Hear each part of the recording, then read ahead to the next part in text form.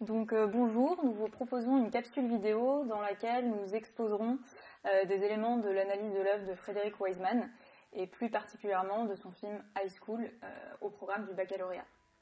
Alors pour préparer cette vidéo, nous avons utilisé les sources suivantes qui s'affichent sur le diaporama. Un écrit de Georges Perec qui s'intitule L'infraordinaire, l'ouvrage d'Agamben qui s'intitule Qu'est-ce qu'un dispositif, le documentaire Essai faux semblant de François Ninet, Frederick Wiseman, Chronique américaine de Maurice Darmon, Frederick Wiseman à l'écoute de Mével et Rockaboy, La frise du Poppy sur l'histoire du documentaire, et puis une vidéo pédagogique également sur l'histoire du documentaire de Catherine Goupil. Dans le cadre de cours pour les élèves de terminale, il pourrait être intéressant de revenir, avant d'entamer l'analyse de High School, d'une part sur la notion de cinéma documentaire et d'autre part sur l'histoire du cinéma documentaire. Alors sur la notion, définition de cinéma documentaire, il existe un texte de Georges Perec qui s'intitule L'infraordinaire que vous trouverez en ligne ou retranscrit dans l'ouvrage de François Ninet. Cet écrit de Georges Perec permet de donner quelques pistes sur la spécificité du cinéma documentaire et notamment sur sa distinction avec le reportage, distinction qu'il n'est pas toujours aisé de faire, notamment avec la multiplication des reportages qui se disent être des documentaires. Je pense notamment aux reportages Netflix ou Canal+, sur des célébrités ou sur des faits divers.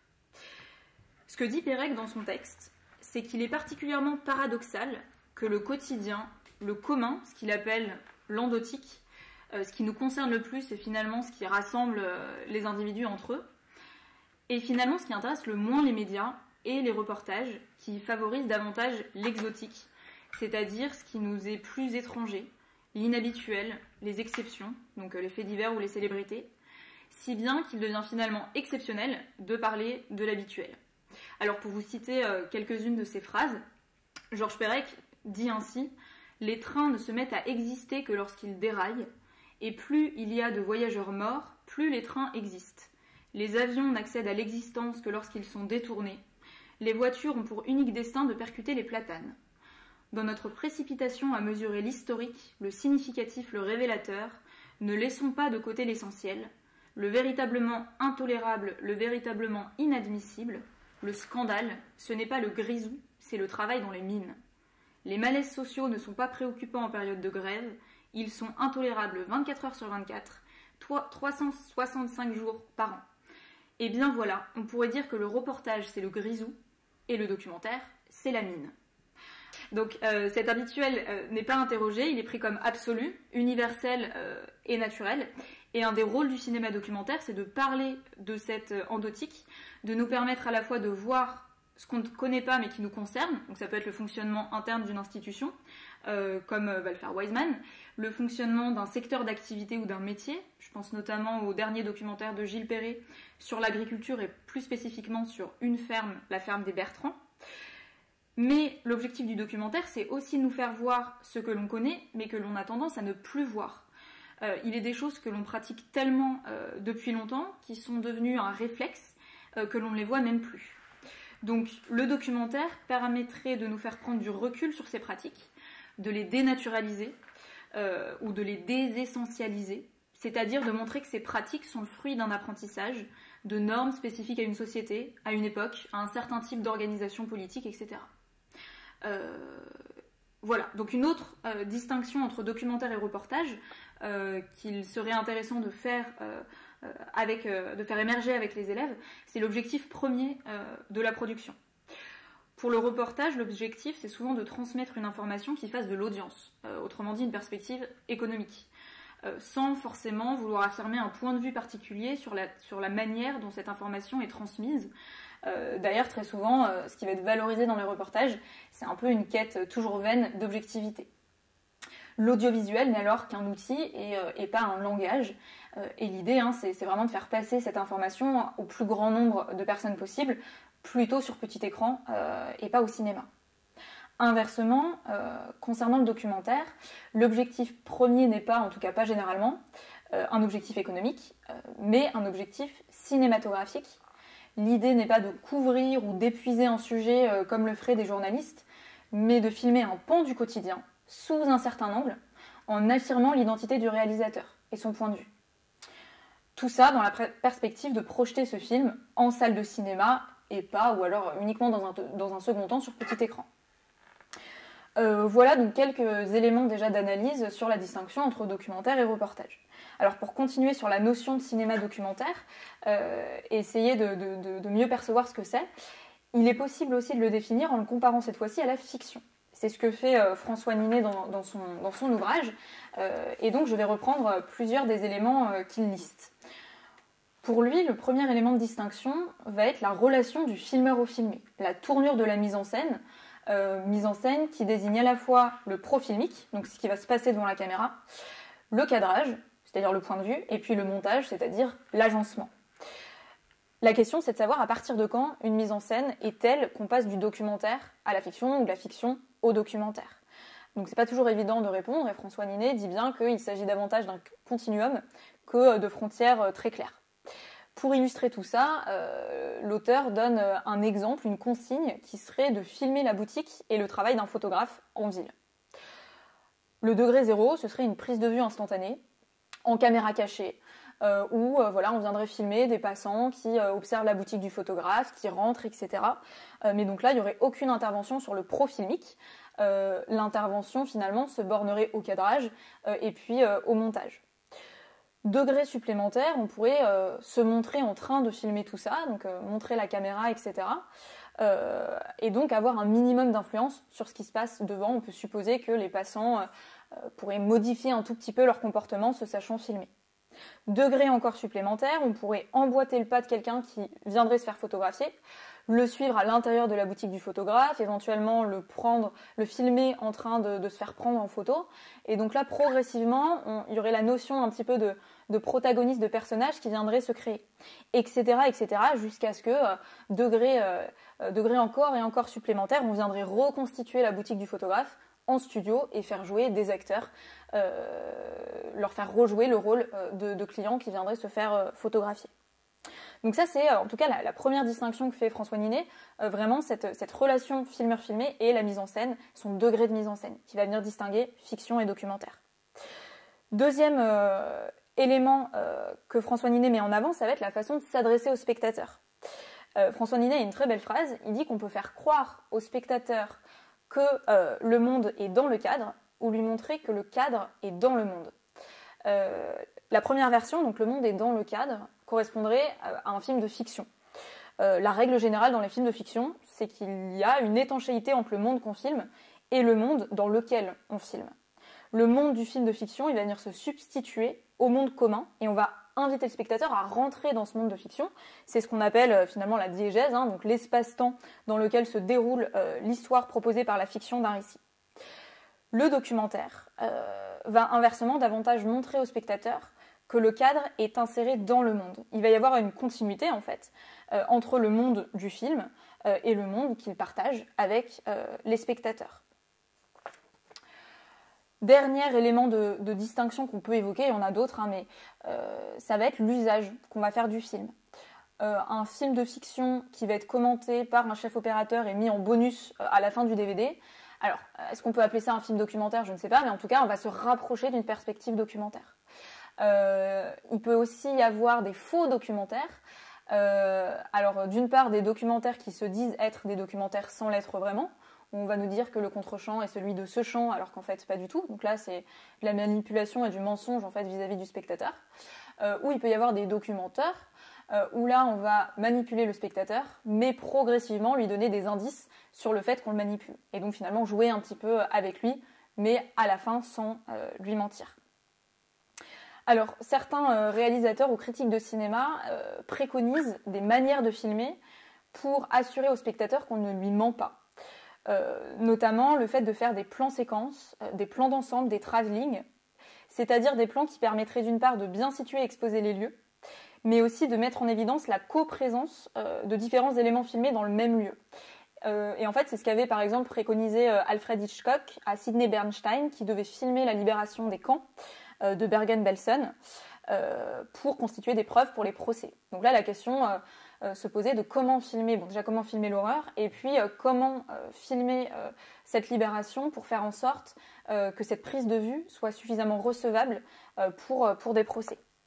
Finalement, ces préconisations, ça rejoint la règle du montage interdit d'André Bazin, qui dit, je cite, « Quand l'essentiel d'un événement est dépendant d'une présence simultanée de 2 ou plusieurs facteurs de l'action, le montage est interdit. » Bon, cette recommandation, et là c'est important de le voir avec les élèves, ça ôte rien à la défaillance possible, à la manipulation du sens des images. Les images, elles parlent pas toutes seules, ou en tout cas on peut leur faire dire tout et son contraire. Et inversement, des plans très montés, comme le fait Wiseman, on y reviendra, n'ôtent rien à la dimension documentaire. On peut revenir avec les élèves sur les textes de John Austin, qui montrent que l'image n'est jamais une preuve ultime, c'est un indice, hein, mais le sens des images reste très manipulable.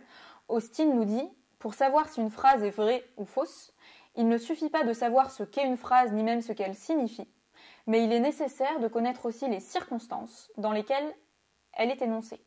Les phrases ne sont pas, en tant que telles, vraies ou fausses. Donc pour savoir si un film est documentaire ou fictionnel, il ne suffit pas de savoir ce que représente la prise de vue, il faut connaître les circonstances du tournage, la volonté du réalisateur, la manière dont le film s'adresse au spectateur. Voilà, donc première petite partie pour introduire un petit peu le cours, hein, et essayer déjà d'aborder ce que c'est que le documentaire en l'opposant d'une part au reportage et d'autre part à la fiction.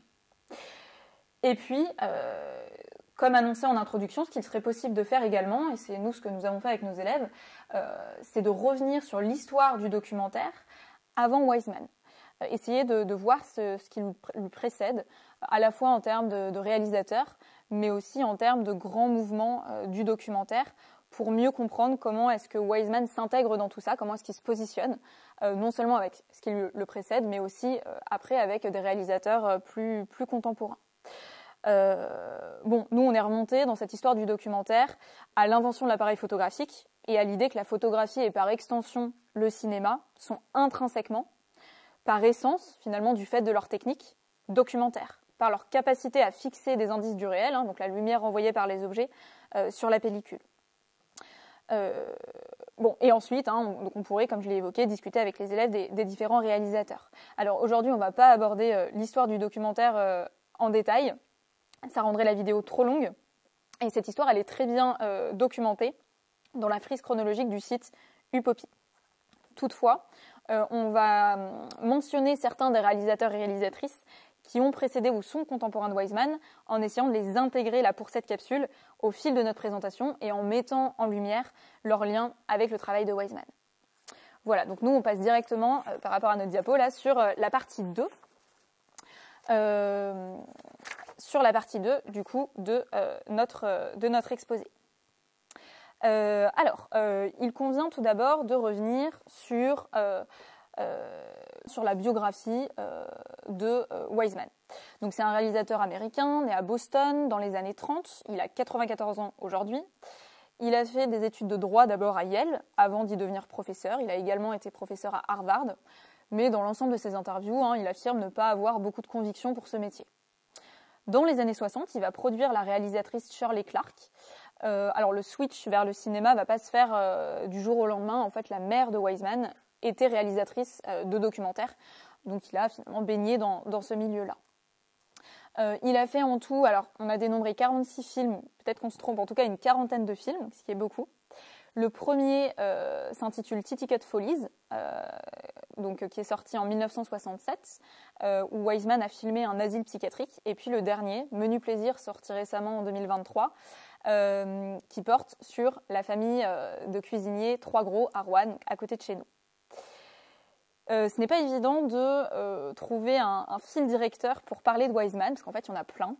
Le choix que nous, on a fait, c'est d'essayer de comprendre son œuvre par rapport à un concept, qui est le concept de dispositif. Alors, qu'est-ce que c'est qu'un dispositif ? Pour ça, on peut reprendre la définition qu'en donne le philosophe Giorgio Agamben. Un dispositif, selon le philosophe, c'est tout ce qui a, d'une manière ou d'une autre, la capacité de capturer, d'orienter, de déterminer, d'intercepter, de modeler, de contrôler et d'assurer les gestes, les conduites, les opinions et les discours des êtres vivants. Et cette définition-là s'applique plutôt bien à plusieurs dispositifs, notamment le dispositif cinématographique et le dispositif institutionnel, deux dispositifs que l'on va mettre en lien avec l'œuvre de Wiseman. Donc pour débuter avec le dispositif cinématographique, c'est-à-dire comment filme Wiseman. Dès son premier film, Wiseman il va fixer un peu toutes ses méthodes et le protocole qu'il va garder pour l'ensemble de ses films. Avant toute chose, Wiseman va s'assurer de disposer légalement de toutes les conditions matérielles de possibilité de tournage. Donc il va vérifier qu'il peut absolument filmer sans réserve partout dans le lieu du tournage. Alors quand on regarde les endroits où il tourne, on se dit qu'en France, il aurait été compliqué, voire impossible, d'obtenir une telle autorisation, notamment en raison du secret médical, du droit à l'image, etc. Mais Wiseman filme en fait une grande partie de ses films aux États-Unis, 33, sur l'ensemble de ses films, où le premier amendement garantit une totale transparence, ou en tout cas officiellement une grosse transparence, sur le fonctionnement des institutions publiques. Donc il y a un point d'honneur qui est mis beaucoup plus qu'en France sur cette transparence-là. Et donc Wiseman dit lui-même que cette tolérance à la caméra, elle s'inscrit par rapport à cette loi et à la conviction que le film va venir renforcer finalement le processus démocratique américain. Là où en France, la caméra, elle est souvent vue comme plus suspecte. Quand on voit une caméra, on se demande si c'est pas Élise Lucet qui fait un petit cache investigation. Alors donc pour revenir sur les endroits où il filme, donc un hôpital psychiatrique, un lycée, un hôpital, puis en plus à l'époque, en tout cas en France, on peut se dire qu'il n'aurait pas obtenu de telle autorisation. Il va filmer dans Domestic Violence des procédures judiciaires. Il va filmer National Gallery, donc c'est un musée à Londres, mais il va filmer en son sein les conseils d'administration où il est question de budget, voire de poste. Et puis, je vous l'ai quand même dit, il va filmer donc son dernier film qui se situe en France cette fois-ci, donc Les Trois Gros. Et là, il n'est pas protégé par le premier amendement, mais par sa renommée. Donc ça, c'est son premier protocole, disposer d'un dispositif légal. Deuxième chose qu'il va faire, ou plutôt qu'il ne va pas faire, il ne va pas s'immerger dans le lieu qu'il va filmer. Donc il n'y a pas d'immersion préalable. Alors, en cela, et on va y revenir, il va s'opposer à des réalisateurs et réalisatrices, mais pour lui, il n'y a pas besoin, pour plusieurs raisons. D'une part, parce que les personnes sont disposées à être filmées, en tout cas les personnes américaines, pour la même raison évoquée, c'est-à-dire l'habitude de la caméra, la transparence des institutions, etc. D'autre part, Wiseman va affirmer le fait que les individus, pour la grande majorité, il va nous dire 99% des gens vont accepter d'être filmés. Et ils vont presque jamais regarder la caméra. Alors comment est-ce que Wiseman explique ça ? Il nous dit que déjà les gens ils aiment être filmés, ils sont contents que quelqu'un s'intéresse à eux, et puis qu'en fait on n'a pas la capacité, quand ce n'est pas notre métier, de devenir comédien du jour au lendemain. Donc pour Wiseman, la caméra ne va pas avoir un impact en fait, ou un très très faible impact sur les personnes qui sont filmées. Par ailleurs, Wiseman veut aussi être le plus ouvert possible, ne pas avoir d'idées préconçues, donc il veut vraiment que le moment du tournage, ce soit le moment où il découvre en fait le lieu qu'il va filmer. Donc il y a le temps de repérage et le temps du tournage sont vraiment confondus. Cette perspective de ne pas s'immerger avant de tourner, ça diffère notamment de Flaherty. On sera revenu dessus en première partie avec les élèves, mais donc on peut faire le lien à ce moment-là. Donc Flaherty, qui est considéré comme ayant fait le premier film documentaire à proprement parler, puisque John Grierson va inventer le mot documentaire à la sortie du film Nanook de Flaherty. Et donc ce réalisateur, Flaherty, va s'immerger 2 ans parmi les Inuits avant de tourner son film.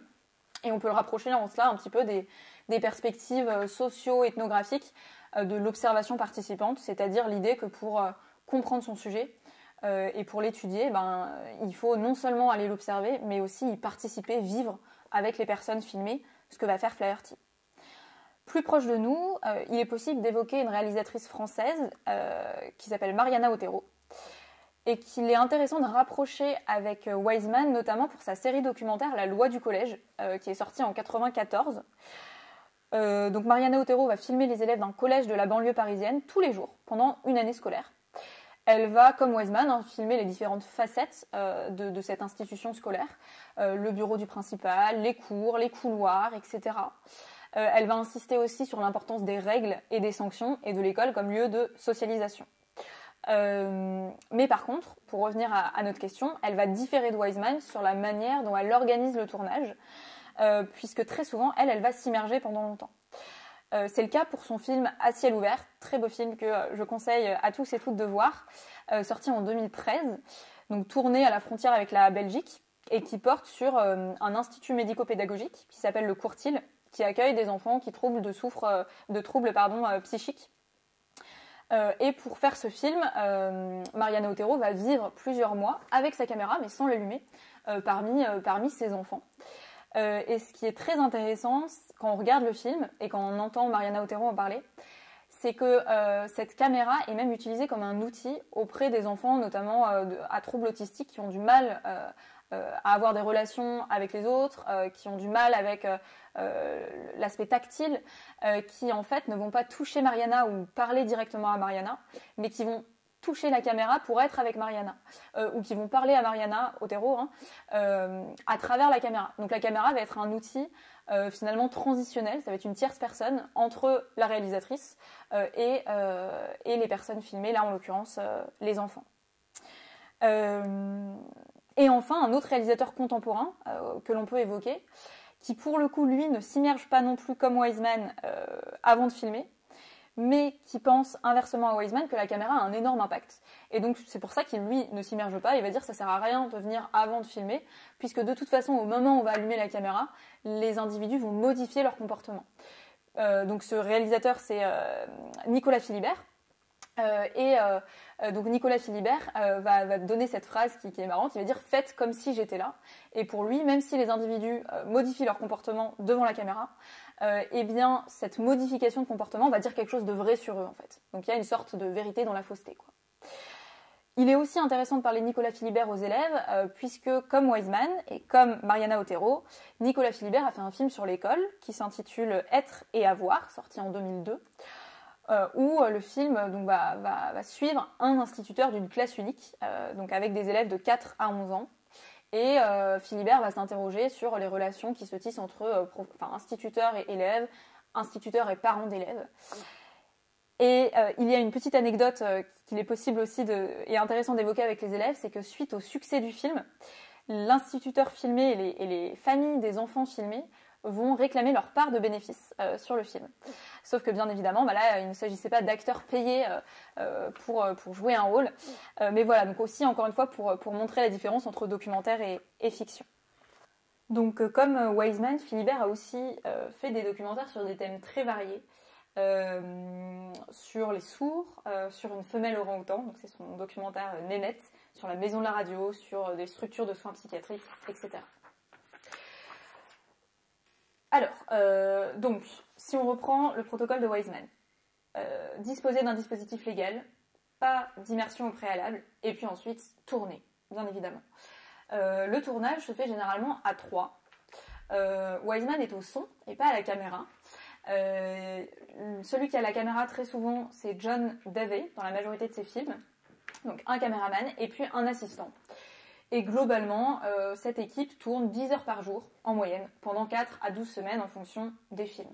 Donc petite équipe, mais qui s'explique aussi par la volonté de se fondre dans les lieux filmés, de pouvoir se mouvoir assez rapidement pour suivre par exemple des élèves dans les couloirs. Pour cela, équipement léger aussi. Donc caméra à l'épaule, petit équipement, dispositif qui s'inscrit, on pourrait dire, dans le mouvement présenté en première partie aux élèves de cinéma vérité, et puis celui de cinéma direct qui s'inspire du cinéma vérité. Avec cette idée toujours donc de se débarrasser du filtre, du gros matériel entre les filmeurs et les filmés, ne pas avoir de lumière artificielle et puis prendre le son de manière simultanée, de capter vraiment le réel au plus proche de la réalité. Et donc c'est aussi pour ça, très certainement, que Frédéric Wiseman est au son. Il ne se place jamais lui-même derrière la caméra, et ça lui permet de guider notamment son caméraman à l'aide de petits gestes ou même de sa perche pour lui suggérer des cadrages. Sur cet aspect de filmer sur le vif et de mouvement de cinéma vérité, on peut rapprocher Wiseman de Vertov, toujours présentée en partie aux élèves, à l'origine de cette théorie de cinéma-vérité, ou qu'on appelle aussi ciné-œil, selon laquelle l'œil humain est imparfait, et l'objectif de la caméra est, elle, une source presque objective et infaillible de connaissance de la réalité. Donc pour Vertov, comme pour Wiseman, il faut abolir toutes les scènes dirigées, donc vraiment pas mettre en scène le pro-filmique, et filmer la réalité comme elle se présente. Par contre, contrairement au réalisateur de cinéma direct, avec Jean Rouch, dont on reviendra, Wiseman ne veut surtout pas intervenir dans le film, qu'il s'agisse de se montrer, il n'apparaît jamais dans ses films, ou de montrer les conditions matérielles de tournage, donc on ne voit jamais la caméra par exemple. À ce moment-là, donc, nous pouvons revenir sur les films de Jean Rouch, notamment Chronique d'un été, où Jean Rouch se filme avec le sociologue Edgar Morin. Le film met en scène Rouch et Edgar Morin se parlant et parlant de leur film. Et le film met en scène également le réalisateur en train de filmer et de poser des questions à des passants dans la rue. Jean Rouch et Edgar Morin se défendent sur l'aspect mise en scène en disant, comme le fait également Nicolas Philibert, sur le fait que certes les individus vont modifier leur comportement à la caméra, mais cette modification dit quelque chose de vrai d'eux-mêmes. Et puis plus proche de nous, Claire Simon, qui elle également a une démarche très participative, contrairement à Wiseman. Donc c'est une réalisatrice française qui a produit le film Notre corps, sorti en 2023. Très beau film également. Si je vous lis le synopsis, elle nous dit « J'ai eu l'occasion de filmer à l'hôpital l'épopée des corps féminins dans leur diversité, leur singularité, leur beauté tout au long des étapes sur le chemin de la vie. Un parcours de désir, de peur, de lutte et d'histoire unique que chacune est seule à éprouver. Un jour, j'ai dû passer devant la caméra. » Et donc là, vous avez un photogramme du film Notre corps où on voit Claire Simon qui n'avait pas prévu, mais qui va devoir se faire hospitaliser dans l'hôpital qu'elle filme. Et donc, elle va carrément participer à son film, dans tous les sens du terme. Il est aussi intéressant sur ce film Notre corps de rapprocher Claire Simon de Wiseman et du film Hospital de Wiseman, puisque nous, spectateurs, on est amenés à voir des événements qu'on ne voit jamais ailleurs et qui pour autant nous concernent. Donc on retrouve cet objectif du cinéma documentaire cité précédemment, objectif de connaissance de choses qui nous concernent mais qu'on ne voit pas toujours ou qu'on ne connaît pas toujours. Donc dans Hospital de Wiseman, on va voir des opérations, on va voir pendant 5 à 10 minutes un homme qui est en train de vomir, etc. Et puis dans le film de Claire Simon, on va voir une césarienne, un accouchement, une fécondation in vitro.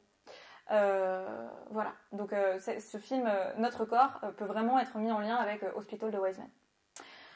Mais donc Wiseman ne s'inscrit pas du tout dans cette démarche participative, on ne le voit pas à la caméra, on ne l'entend pas, il exclut le principe de la voix off, il exclut aussi toute musique additionnelle, autre que celle des lieux en direct.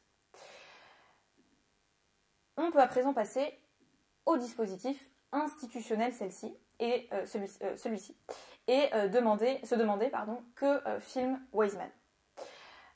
Alors qu'est-ce qu'il filme ? Beaucoup de choses, une grande variété de thèmes.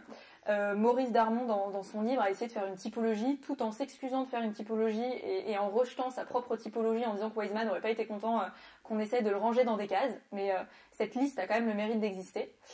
Donc on peut dire que Wiseman a fait une série sur les institutions, sur les structures éducatives, sur les structures sanitaires et sociales, sur les animaux avec Primates et Meats, sur les riches avec Central Park et The Store, etc. etc. Nous, il faut faire des choix, notamment dans ce qu'on présente aux élèves. Donc, on a décidé de se concentrer sur les films du début, notamment de carrière de Wiseman, qui sont des films globalement sur les institutions, les grandes institutions.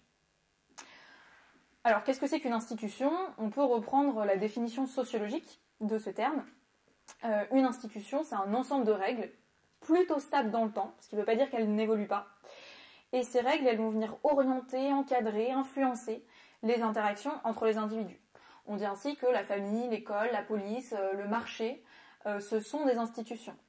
Pourquoi ? Parce que si on prend la famille, elle est constituée d'un ensemble de règles qui sont quand même assez stables dans le temps. On peut dire qu'aujourd'hui, comme il y a plusieurs siècles, la famille est encadrée par des règles qui diffèrent entre les parents et les enfants, par des statuts qui diffèrent. Il y a encore une hiérarchie quand même entre les droits et les devoirs des parents et des enfants. Pour autant, c'est une institution qui évolue, à la fois d'un point de vue juridique. On peut penser par exemple au mariage pour les homosexuels, et puis aussi sur les relations parents-enfants, même s'il y a toujours une différence hiérarchique qui existe, les choses évoluent, l'autorité du père n'est plus juridiquement inscrite, que ce soit sur ses enfants ou sur son épouse. Donc une institution, c'est à la fois stable, mais ça évolue également. Pour continuer de définir le terme institution, on pourrait reprendre un concept de Bourdieu qui est le concept d'habitus, et que Bourdieu va définir comme une structure structurante qui fonctionne aussi comme structure structurée. Donc lui, il donne cette phrase pour définir l'habitus, mais elle colle assez bien à la notion d'institution. Alors on peut dire déjà que l'institution, c'est une structure, parce qu'elle est matérialisée par un lieu. Donc le lieu de l'institution famille, ça va être le foyer. Le lieu de l'institution école, ça va être l'école maternelle, l'école primaire, etc., etc. Donc matérialisé par un lieu, et puis matérialisé aussi par des objets. On dit que les institutions, elles sont objectivées. Donc l'école, ça va être les bureaux, ça va être les tableaux, ça va être les stylos, etc., etc. Donc cette structure, qu'est l'institution, elle va être structurante, d'une part, puisqu'elle va venir modeler les comportements des individus qui évoluent en son sein. Elle va venir façonner nos comportements, on dit façonner nos dispositions, elle va venir nous socialiser, c'est le terme employé, la socialisation en sociologie. On pourrait dire du coup que le dispositif qui est en place, c'est une sorte de double dispositif, c'est un dispositif dans un dispositif. Wiseman, il va venir filmer des personnes qui sont disposées dans une boîte institutionnelle, dont les comportements vont être modelés par l'institution. Et on va venir filmer donc, ces personnes disposées dans une institution pour les mettre dans un autre dispositif qui est le dispositif cinématographique. Ils sont dans une boîte institutionnelle, on va venir les mettre dans la boîte de la caméra. En parlant de boîte, quand on parle de structure et de lieu des institutions, on voit vraiment cette idée d'habitacle dans lesquels et par lesquels sont institués les individus. Cette idée d'habitacle, elle est très marquante dans High School et aussi dans Titty Cut Follies, où les films en fait sont en huis clos. On ne voit pas les élèves rentrer et sortir de l'école. En fait, le lieu de l'école est jamais filmé de l'extérieur. On ne sort pas de cette grosse boîte en fait. C'est vraiment cette idée que l'institution c'est un microcosme, un petit monde, qui va venir régir une partie de l'individu. Donc là, on peut le voir avec vraiment ce respect des règles imposées par l'institution, une sorte de formatage des individus, avec les élèves qui vont venir respecter les règles imposées par les profs, par le CPE, etc., qui vont dire oui, oui, monsieur. On peut le mettre en lien avec Basic Training, où les jeunes militaires vont venir se conformer aux règles de leurs supérieurs. Et puis, il est bien sûr intéressant de montrer la dernière séquence de High School 1, où il y a cette enseignante qui se félicite justement du formatage de l'institution sur un de leurs élèves, qui va aller sacrifier sa vie pour partir faire la guerre au Vietnam. Bon, pour autant, ce que nous dit Bourdieu, c'est que l'institution, elle va venir certes être structurante sur les individus, elle va venir les structurer, mais cette structure qu'est l'institution est aussi une structure elle-même structurée. Qu'est-ce que ça veut dire? Ça veut dire que les individus qui sont structurés par l'institution vont venir en retour structurer cette même institution. Alors ils vont venir à la fois la structurer en perpétuant ses règles, en venant reproduire des mouvements, en venant reproduire des comportements qui sont prescrits par cette institution, et c'est pour ça que les institutions sont stables dans le temps. C'est parce que globalement les individus respectent plutôt les règles, et de fait parce qu'ils sont très influencés par l'institution dans laquelle ils vivent, dans les institutions dans lesquelles ils vivent. Mais pour autant, les individus ne reproduisent jamais à l'identique des comportements, des règles, et donc ils vont venir les faire évoluer, ces institutions. Ils vont venir structurer ces institutions. Dans High School, il y a une séquence où les élèves, alors encadrés par une professeure, vont avoir le droit, et vont le faire d'ailleurs, de remettre en question l'institution et ses règles, vont dire que le lycée en question est particulièrement clos sur l'extérieur, que ces règles ne sont pas toujours considérées comme légitimes. Voilà. Une autre séquence porte sur une chorégraphie en cours de sport où on voit à la fois la mise au rang, on pourrait dire, des corps, où toutes les filles vont danser la même chorégraphie, mais en même temps, tous les corps ne sont pas en rythme. Donc tout ça pour dire que l'institution, elle n'est jamais 100% totale. Michel Foucault le dit d'ailleurs, hein, les institutions comme la police, l'école vont venir fortement influencer les comportements et les formater, mais elles ne sont jamais totales dans le sens où elles ne vont jamais pouvoir contrôler entièrement, notamment ce que pensent par exemple les individus. On le voit aussi beaucoup hein, dans High School où il va y avoir toujours une remise en question aussi des règles auprès du CPE ou auprès des profs. De même, hein, si le lieu semble clos, je vous ai parlé d'habitacle, l'institution elle n'est jamais hermétique à l'extérieur. On le voit dans High School, il y a des petites touches de l'extérieur de l'école qui arrivent dans l'école. Donc il y a la question de la guerre du Vietnam, il y a la question de la volonté d'émancipation des filles. Dans Hospital, il y a quelqu'un qui téléphone à une dame du service d'aide sociale, en l'occurrence qu'on retrouve dans Welfare, etc., etc. Donc, cette définition de structure structurante qui fonctionne comme structure structurée, elle explique à la fois le côté stable des institutions, mais aussi le fait que ces institutions, elles aient fortement évolué dans le temps. Et ça, Wiseman s'y intéresse sur cette évolution des institutions, puisqu'il fait une série, il fait souvent des séries sur les institutions. Donc il y a un High School 2, par exemple, qu'il serait pertinent de proposer aux élèves. Alors c'est certes pas le même lycée, mais c'est aussi pas la même époque. Donc le High School 2 a lieu en 1994. Mais on voit vraiment bien cette évolution des institutions, de l'institution scolaire, puisque dans High School 1, il n'y a pratiquement aucun plan où on voit en même temps un prof et un élève. En plus de ça, très souvent, les enseignants sont filmés en contre-plongée, ce qui tend à les grandir, et inversement pour les élèves qui les placent quand même plus dans une position de soumission.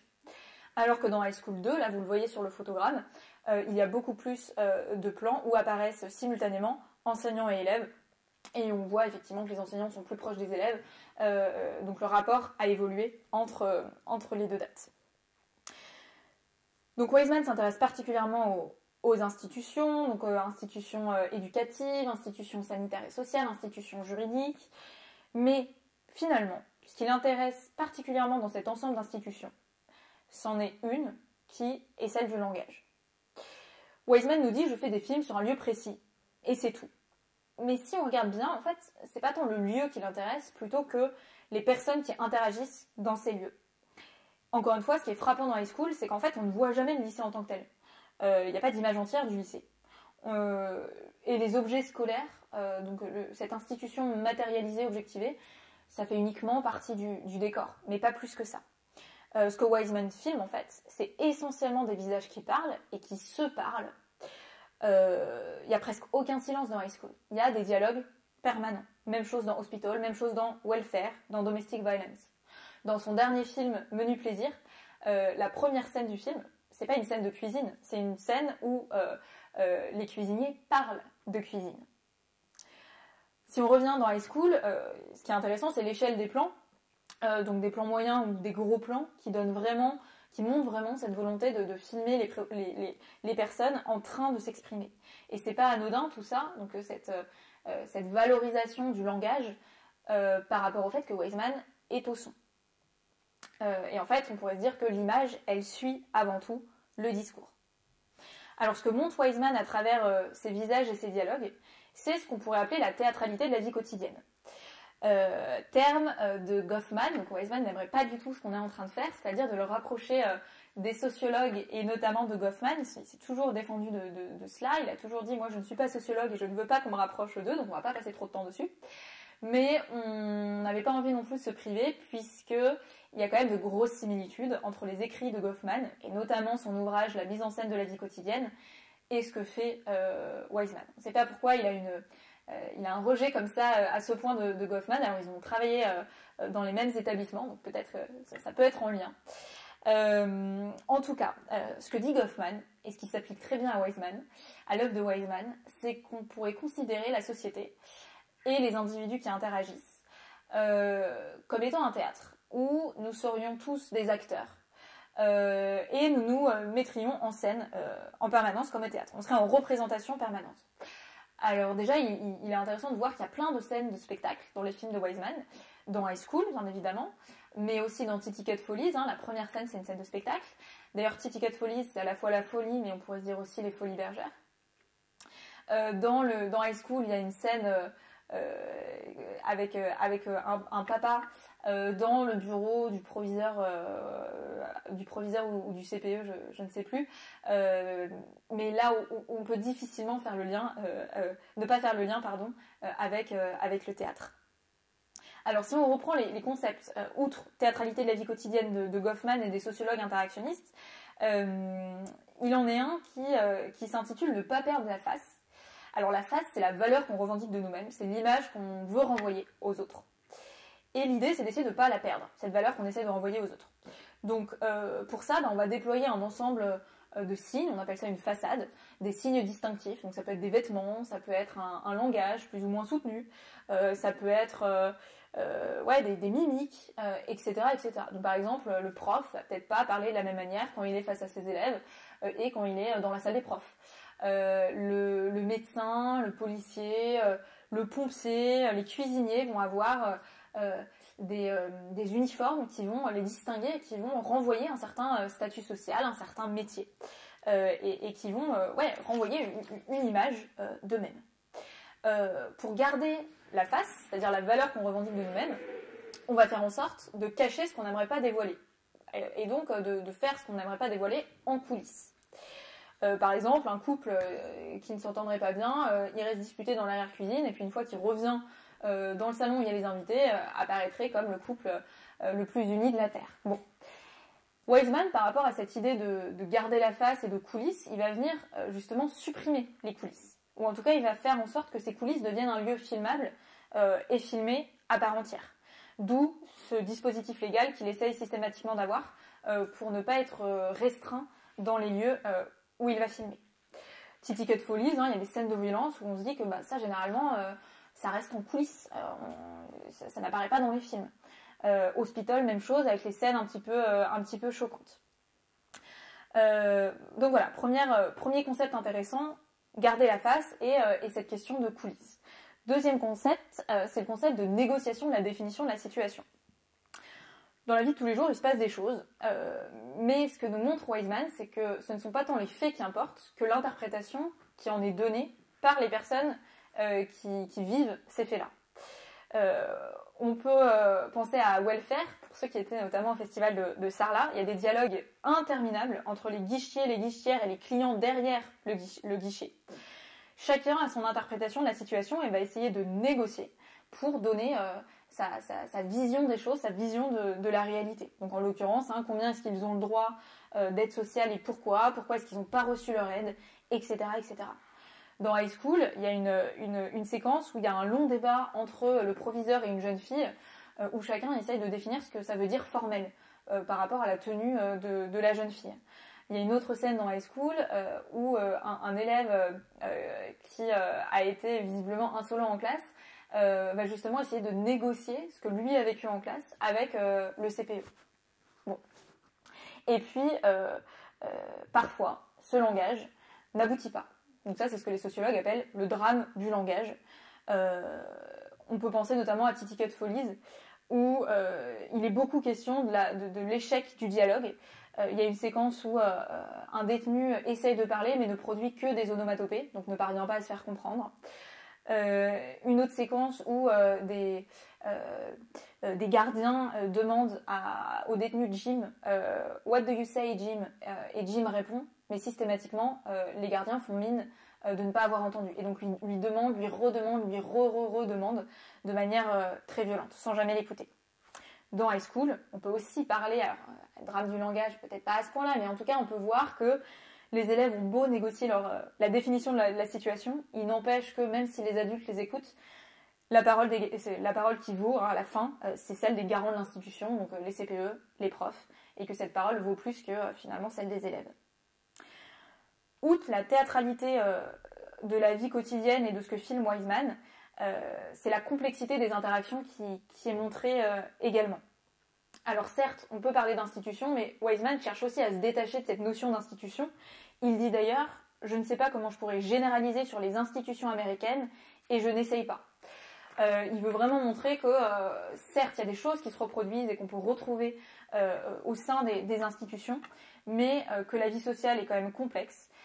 Et donc ça se traduit chez Wiseman par le fait qu'il essaye de ne pas faire ressortir des personnages stars. Il y a vraiment ce souci de la diversité, de la pluralité. Il veut montrer à la fois ceux qui sont devant le guichet, mais aussi ceux qui sont derrière le guichet, la parole des policiers comme celle des détenus, etc. Il n'y a jamais, pour Wiseman, en tout cas dans ce qu'il nous montre, 100% de méchants ou 100% de gentils. On peut prendre l'exemple de Basic Training. Au début du film, on voit vraiment cet aspect formatage et de soumission des individus au rite avec la tonte de cheveux, etc. Mais au fil du film, Wiseman montre que les supérieurs restent des personnes attentionnées, soucieux du bien-être mental des jeunes recrues. Voilà. Et donc, on peut se dire aussi que la durée des films de Wiseman, donc les films qui sont de plus en plus longs à partir de peut-être son 3e film,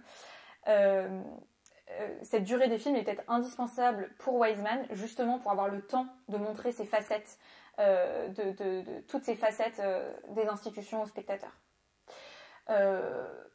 Toujours par rapport à cette perspective, Wiseman ne veut pas faire de portrait à charge et il ne veut pas prédisposer le spectateur à prendre parti. Et donc ça nous conduit à notre 3e temps de tension sur la question des dispositifs. On a vu le dispositif cinématographique, le dispositif institutionnel, et on va voir que ces deux dispositifs disposent à prendre position. À la fois dispose celui qui filme ou celui qui réalise le film à prendre position, mais aussi les spectateurs. Donc on passe à notre 3e temps de l'exposé. Alors la question de l'engagement, elle est difficile à analyser chez Wiseman, parce qu'il y a un certain nombre de contradictions, à la fois au sein de son propre discours, mais aussi entre ce qu'il dit et ce qu'il fait. Ce qui est sûr, c'est qu'il rejette la notion d'engagement à tous les moments de production du film.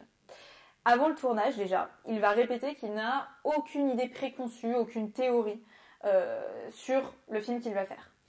Il se dit être contre le cinéma documentaire politique. Il dit le cinéma idéologique, qu'il soit de droite ou de gauche, ne m'intéresse pas. Et donc, il n'arrête pas de répéter qu'il ne veut surtout pas faire du cinéma de propagande. Alors, à propos du cinéma de propagande, on aura pu évoquer en partie 1 ce que c'est que le cinéma de propagande.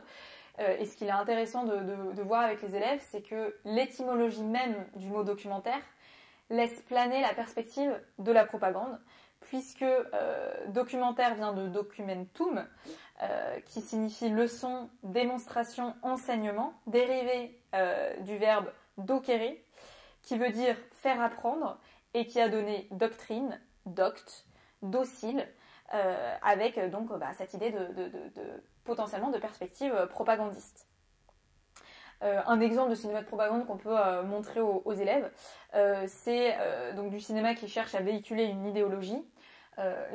Sur cet exemple, en l'occurrence l'idéologie nazie, c'est le film Les Dieux du Stade de Leni Riefenstahl, qui a été appelé par Hitler pour filmer les Jeux Olympiques de Berlin, et qui, à travers tout un tas de nouveaux outils cinématographiques, donc des rails de travelling, une caméra sur les montgolfières, des trous dans les pistes d'athlétisme, une caméra sous-marine, etc., va venir faire un film qui va chercher à valoriser les corps dits aryens, donc des corps musclés, sveltes, blancs, etc. Donc Wiseman ne veut surtout pas que son film se rapproche de ce type de propagande, bien sûr, mais quand il parle de film idéologique, je pense qu'il se situe à une échelle moins grave, on pourrait dire, et donc il entend aussi des films à visée éducative, à visée sociale, à visée politique, dont l'objectif serait qu'il donne lieu à des réformes. Lui, il ne veut pas ça. Il rejette aussi cette notion d'engagement pendant le tournage. Il cherche vraiment à se détacher du didactisme potentiel des films documentaires, et ça va se voir dans sa manière de filmer. Il dit vouloir éviter le zoom. Pour lui, le zoom, ça montre trop la volonté, ce que veut démontrer le réalisateur. Donc il préfère les gros plans. Ça ne veut pas dire qu'il ne va pas faire de zoom, notamment dans High School. Pour éviter de prendre position, il veut tout filmer, donc faire vraiment tout filmer, donc y compris les scènes violentes, ce qui pose question, notamment dans une perspective documentaire. Puisque qui dit documentaire, a priori, dit que ce qu'il se passe devant nous se passe vraiment. Ce ne sont pas des scènes jouées. Et donc sur les questions de scènes violentes, l'engagement de celui qui filme est particulièrement importante, quoi. En tout cas, la question se pose. Filmer une scène de violence jouée par des acteurs et filmer une scène de violence qui n'est pas jouée par des acteurs, dans une perspective documentaire, ce n'est pas la même chose. Pourtant, donc Wiseman, quand on lui pose la question à quel moment à quel moment est-ce que vous posez la question d'éteindre la caméra, il répond, je cite, « J'ai fait des exceptions 2 fois dans Hospital, la première avec un homme travaillant dans le métro qui s'était électrocuté. Tous ses nerfs étaient brûlés, il était en train de mourir, sa famille était autour de lui. J'ai décidé d'arrêter, mais je pense que ce n'était pas une bonne décision, donc il regrette son geste. Une autre fois, un homme qui se trouvait sur un brancard, un infirmier l'a agrippé pour changer de place en touchant la partie très blessée de son corps, sans comprendre que c'était très douloureux. Le malade a commencé à hurler et c'est, je crois, une des seules fois où je suis intervenue. » Bon, à noter aussi qu'il y a un écart entre ce qu'il dit et ce qu'il fait. Il dit « je veux pas m'arrêter », dans les faits, il s'arrête, bien évidemment. Mais cette question, effectivement, de à quel moment est-ce qu'on éteint la caméra, elle se pose encore plus pour le cinéma documentaire. Et puis, il rejette aussi, après le tournage, cette notion d'engagement, donc dans le montage et le rendu final. Wiseman dit qu'il ne veut pas se focaliser sur l'impact du documentaire sur les mentalités, puisqu'il n'a pas la main dessus de toute façon. Donc pour lui, les documentaires, ça n'a pas un énorme impact, ça ne va pas particulièrement éduquer les individus, les informer, réformer le monde. Voilà, il dit, on considère souvent que les documentaires ont le même rapport à l'écart du changement social que la pénicilline vis-à-vis de la syphilis. Bon, il nous dit que les documentaires n'ont aucune utilité sociale mesurable. Ça ne veut pas dire qu'il nous dit qu'il n'y a pas d'utilité, mais qu'en tout cas, c'est pas mesurable, donc il ne faut pas se focaliser sur leur utilité. Dans tous les cas, il ne veut pas que le film diffuse un message particulier. Donc il ne veut pas faire un message à destination des spectateurs. Il se positionne contre les films didactiques, qu'il estime être très condescendants envers le public. Il préfère se dire que le public, il est aussi exigeant ou stupide que lui, je cite. Donc manière de dire qu'il fait confiance, en fait, au public. Alors, cette volonté de laisser parler les images, c'est une vraie prise de position pour le coup, puisque ça veut dire qu'il prend le risque que ces films soient mal interprétés. Et d'ailleurs, il reconnaît que pour High School, une femme politique du bord plutôt très conservateur était venue le féliciter pour son film parce qu'elle pensait que le film était un éloge sur l'institution éducative. Alors que Wiseman, en fait, ne voulait pas particulièrement montrer ça, donc ça nous montre aussi, en fait, que Wiseman a bien un message, ou en tout cas une prise de position, puisque dans une interview, Wiseman dit « mais cette dame, elle avait rien compris », donc c'est bien qu'il y avait quelque chose à comprendre. Mais voilà, ça le dérange pas, il ne considère pas que c'est un échec que cette femme n'ait pas compris son film. Sur cet aspect, donc pas de volonté didactique, il s'oppose à tous les films où les réalisateurs interviennent avec des voix off, par exemple, ou des intertitres. Donc là, on peut présenter d'autres films aussi de propagande aux élèves qui utilisent la voix off comme moyen d'empêcher la diversité des points de vue, puisque la voix off se présente comme le point de vue, autrement dit comme s'il n'y avait pas de point de vue, comme si c'était l'objectivité pure. Nous, on a fait le choix de montrer aux élèves un extrait de Why We Fight, donc c'est une série de 7 films de propagande réalisés par Frank Capra, réalisateur italiano-américain, commandé par le gouvernement des États-Unis durant la Seconde Guerre mondiale pour expliquer aux soldats américains la raison de l'engagement des États-Unis dans la guerre. Et puis on peut aussi présenter aux élèves d'autres films qui utilisent la voix off de manière très différente. Par exemple, Nuit et brouillard d'Alain Resnais, donc premier film sur la déportation et l'extermination des Juifs, où là, pour le coup, c'est un bon contre-exemple de cette idée que la voix off est forcément à destinée propagandiste, puisque là, c'est pas une voix off passive par-dessus les images, mais c'est vraiment une voix située, personnelle, qui d'ailleurs commence par interroger l'image qu'on nous montre, en nous disant qu'il y a un décalage entre ce qu'on peut voir à l'image, donc en l'occurrence des champs avec des petits oiseaux, des fleurs, etc., de la pelouse, et en fait ce qui s'est passé sur ces lieux. Donc finalement là, la voix off vient faire prendre du recul aux spectateurs. Donc en tout cas, Wiseman s'oppose à toute voix off, à tout intertitre et à tout engagement. Sauf que même si le cinéaste n'aimerait mieux pas, le dispositif, à la fois cinématographique et institutionnel, le dispose. On peut déjà parler du rôle du matériel, dans une perspective un peu matérialiste, hein, mais le fait d'avoir une certaine caméra avec certaines fonctions sur cette caméra prédispose, influence la personne qui filme à utiliser ces différentes fonctions. Donc Wiseman dit ne pas vouloir faire de zoom, mais il se trouve qu'il a la fonction zoom sur la caméra. Alors c'est pas lui qui filme, mais par rapport aux indications données à son caméraman, et bien il va y avoir en fait tout un nombre important de zooms. Donc le réalisateur est condamné à prendre position de toute façon. Déjà à partir du moment où il fait des choix. Si on regarde les choix des films de Wiseman en début de carrière, c'est assez clair. Ce sont les grandes institutions. Et faire un choix de parler de quelque chose, c'est faire le choix de ne pas parler d'autre chose. Et donc c'est bien de montrer, de se positionner finalement politiquement en montrant qu'il y a des sujets qui méritent plus d'être abordés que d'autres sujets. Cadrer, déjà d'une certaine manière, c'est justement montrer ou ne pas montrer. C'est Depardon qui dit que le cadre est politique. Alors en partie 1, on sera revenu sur le film des Lumières, qui montre bien qu'il n'y a pas de document brut en fait. Et que même ces premiers films où on a l'impression que ce sont des prises sur le vu, etc., ce sont des films qui sont déjà montrés en termes de cadrage. Il y a des choses qu'on va faire rentrer dans le champ et d'autres qu'on ne va pas montrer dans le champ. Il va y avoir une certaine mise en scène. Il va y avoir la femme de Louis Lumière qui va passer dans l'arrivée d'un train à La Ciotat pour essayer de donner du dynamisme à la prise de vue. Il est intéressant de montrer aussi qu'il existe 3 versions de sortie d'usine. Alors qu'en fait on pensait qu'il n'y en avait qu'une, et donc ces versions montrent bien la mise en scène, hein, en fait, sur 2 versions, les ouvriers et les ouvrières qui vont sortir de l'usine sont en tenue du dimanche, et puis il y a une version où ils seront en tenue de travail, et on va leur demander de rejouer cette sortie d'usine. Donc un film porte toujours la trace du regard et des intentions de celui qui tient la caméra et de la prise de position de celui qui tient la caméra.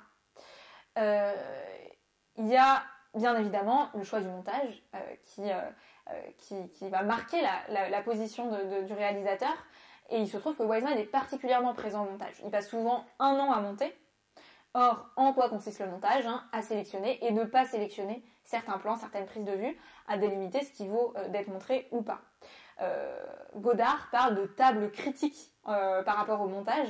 Et qu'est-ce que c'est qu'un geste critique? Ça ne veut pas forcément dire que quelque chose n'est pas bien, comme on pense souvent, mais c'est le fait de passer au crible quelque chose. C'est le moment de la décision. En grec, ça veut dire couper, séparer, choisir. Je délimite, je décide ce que je montre ou pas, ce qui mérite d'être montré ou pas.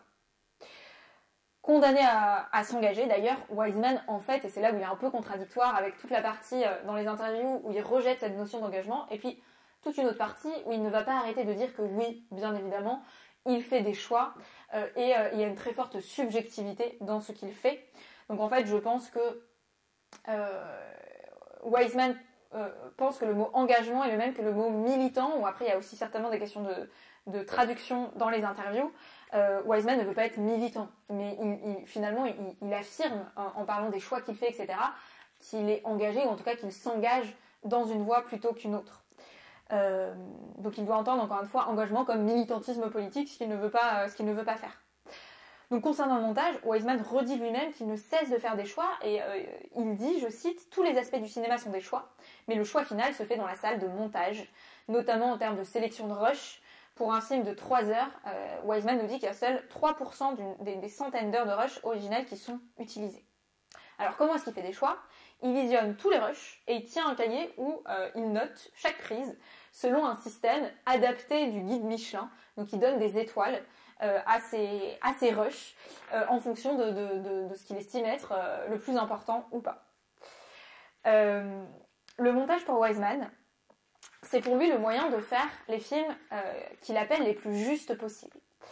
Il ne revendique pas de faire des films qui collent à la réalité, mais par contre des films qui essayent d'être le plus juste possible par rapport à la réalité. Donc il n'est pas dans de la fiction, hein, il ne fait pas rejouer les personnes filmées, mais voilà, il affirme vraiment qu'il y a un aspect fictionnel quand même à ces films, notamment par rapport à cette question du montage. Comment est-ce qu'il parvient à faire les films les plus justes possibles? Eh bien déjà, donc il va jouer sur la durée des films, on en a déjà parlé, hein. Il va produire des films qui durent parfois 3, parfois 6 heures. Et surtout, il va jouer sur le montage pour faire émerger du sens. Donc il appelle ça un montage en mosaïque. Très souvent dans les films de Wiseman et dans High School compris, on va avoir l'impression d'une continuité des discours, de plans-séquences, alors qu'en fait ce sont des plans qui sont montés. Et ce que nous dit Wiseman, c'est que les discours dans la réalité sont parfois peu compréhensibles. On bégaye, parfois on se contredit, etc. Et le montage va permettre de redonner du sens en sélectionnant des morceaux de plans et en les assemblant. Et donc grâce au montage, on peut finalement accéder à une vision de la réalité plus juste que ce qu'on aurait vécu dans la réalité elle-même. Il nous dit: réaliser un film documentaire, c'est procéder à l'inverse d'un film de fiction. Dans la fiction, l'idée du film est transposée dans le scénario par le travail du scénariste et du metteur en scène. Opération qui précède le tournage du film. D'abord il y a le scénario, après il y a le tournage. Dans mes documentaires, c'est l'inverse qui est vrai. Le film est terminé quand, après montage, j'en ai découvert le scénario. Donc vraiment l'idée que le sens, il émerge encore plus au montage et pas avant en fait.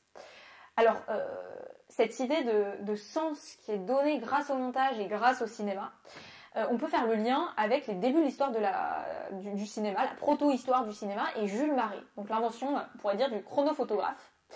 On sera revenu dessus en première partie, mais pour être bref, donc Marais, c'est un médecin qui était très intéressé sur la question du mouvement des hommes et des animaux. Marais va créer un chronophotographe, on dit aussi fusil chronophotographique, qui va lui permettre de prendre 12 photos par seconde. Donc on ne parle pas encore de cinéma, mais déjà presque de prises en rafale. Et donc ces prises assemblées les unes avec les autres va permettre de reconstituer un mouvement.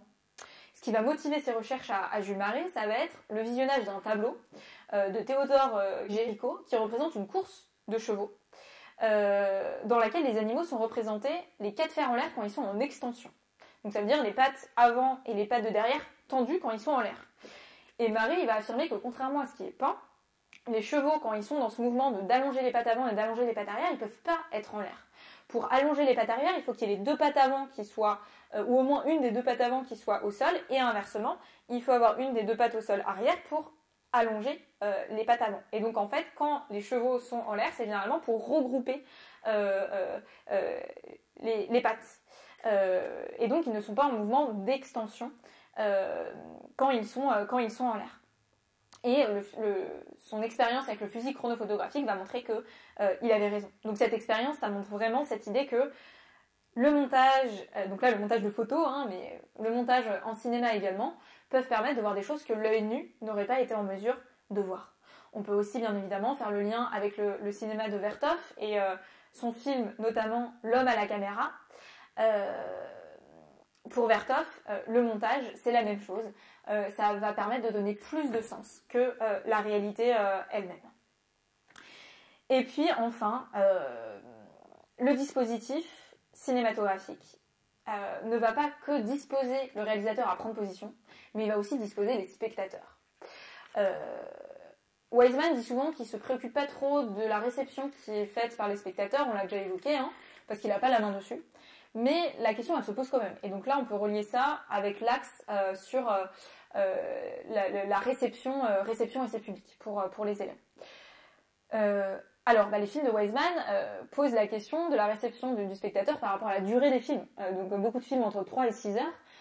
Welfare, c'est à la fois une performance des personnes qui sont filmées, devant, derrière les guichets, mais c'est aussi une performance du spectateur qui trouve le temps long également. On est insupporté par ce phénomène bureaucratique.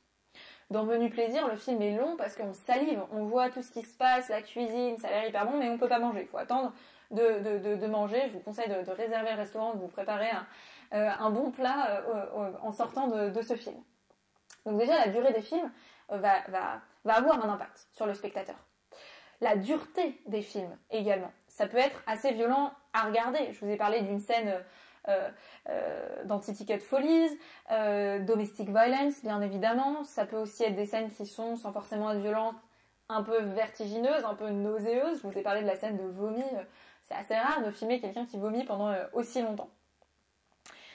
Donc, la durée des films, la dureté des films, et puis aussi, Wiseman ne facilite pas la tâche au spectateur sur le processus d'interprétation de ce qui se passe.